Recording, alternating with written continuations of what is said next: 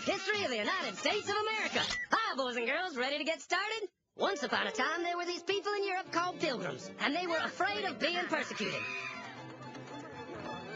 So they all got in a boat and sailed to the New World where they wouldn't have to be scared ever again. Oh, I'm so relaxed. I feel so much safer. But as soon as they arrived, they were greeted by savages, and they got scared all over again. So they killed them all. Now, you'd think wiping out a race of people would calm them down, but no. Instead, they started getting frightened of each other. Witch! So they burned witches.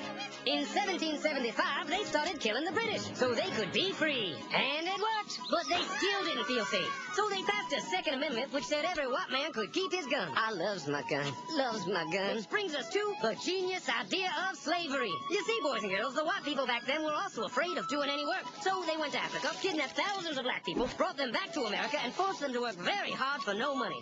And I don't mean no money like I work at Walmart and make no money. I mean $0. Nothing.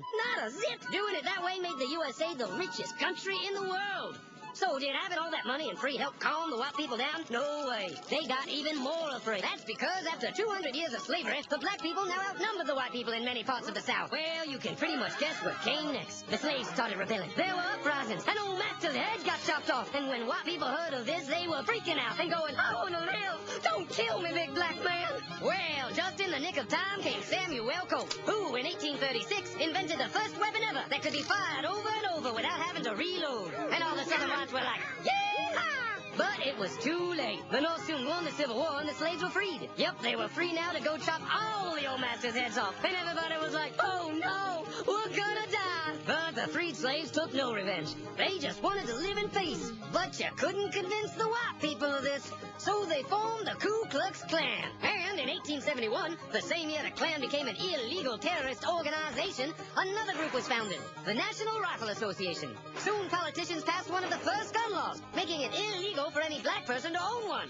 It was a great year for America, the KKK and the NRA. Of course, they had nothing to do with each other, and this was just a coincidence. One group legally promoted responsible gun ownership, and the other group shot and lynched black people. And that's the way it was all the way to 1955, when a black woman broke the law by refusing to move to the back of the bus. White people just couldn't believe it. Huh? Well, I won't say move. What's going on? Man, all hell broke loose. Black people everywhere started demanding their rights, and white people had a major freaky feel meltdown, and they were all like, run away! Run away! And they did. They all ran fleeing to the suburbs where it was all white and safe and clean. And they went out and bought 250 million guns and put locks on the doors, alarms in the houses, and gates around the neighborhoods. And finally, they were all safe and secure and snug as a bug.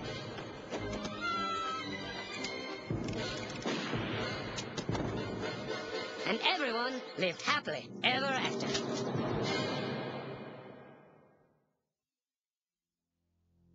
Or did they? Because if you turn on the evening news, America